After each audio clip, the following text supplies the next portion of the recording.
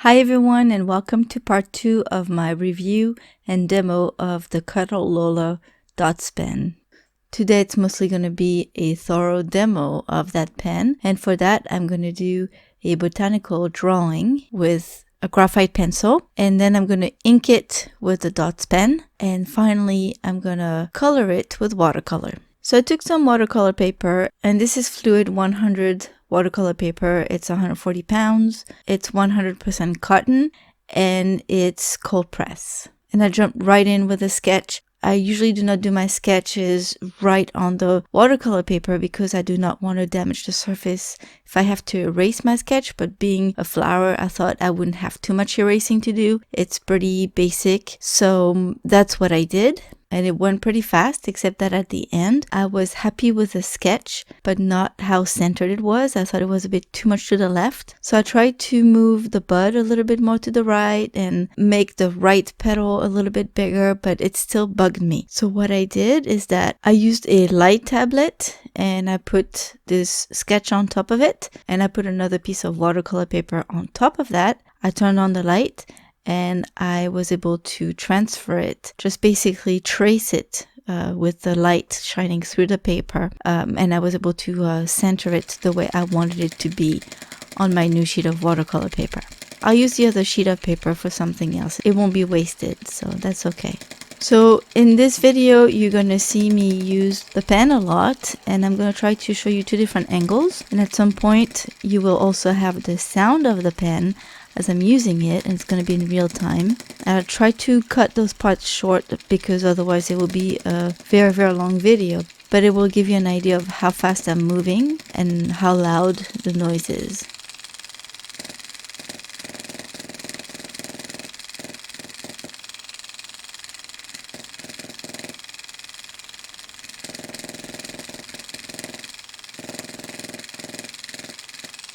I found that it's not bugging me very much. It kind of ends up being a background noise, and most of the time I also use headphones and listen to music, so the noise doesn't really bother me. I've had questions about the vibration on my hand, and you do feel it, but it really doesn't bother me either. Like with everything, try not to use it for hours on end. Just take regular breaks. A good way to take a break would be to use it without being plugged in. Once the charge is gone and the pen stops, just take a break while you charge it, and then a little while later you just get back to it. But I'm getting so used to holding it and using it with the vibration that, again, it really doesn't bother me much.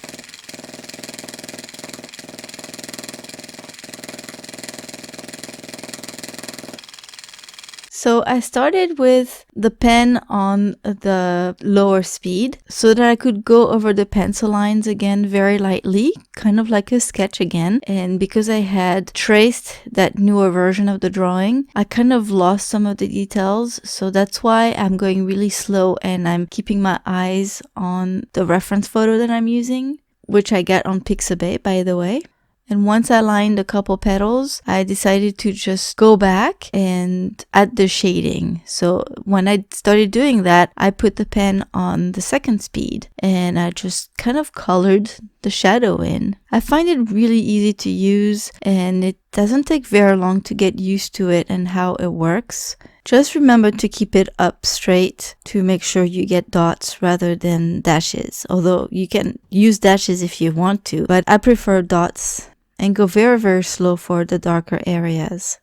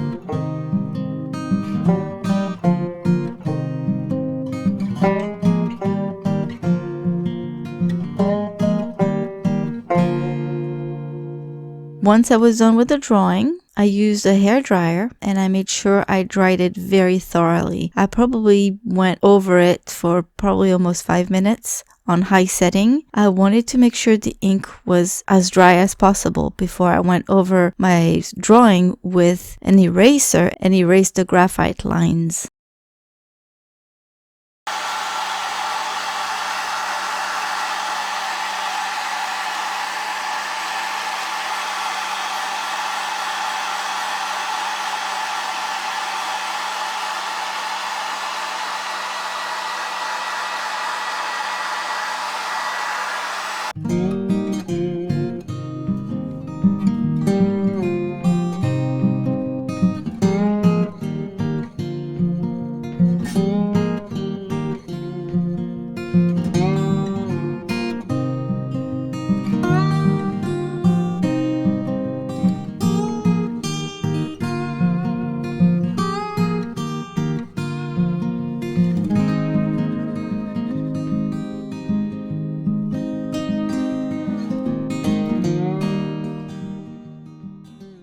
And when I was done with that, then I used a watercolor and I started coloring the petals and the stems and the leaves. I tried to stay as uniform as possible. I just wanted a very simple wash, which I did for all the greens. But then when I started painting the petals, because there were some yellows as well as reds and oranges, I had to kind of mix a few colors to make it look more like what I wanted. So I'm really pleased with this first botanical painting or drawing because it turns out that the ink is indeed waterproof. Again, make sure that you dry it thoroughly because I've tried it before and didn't wait long enough. Even I think I used it on a piece of paper and overnight it didn't really dry on its own. So I highly recommend using either a heat gun or a hair dryer.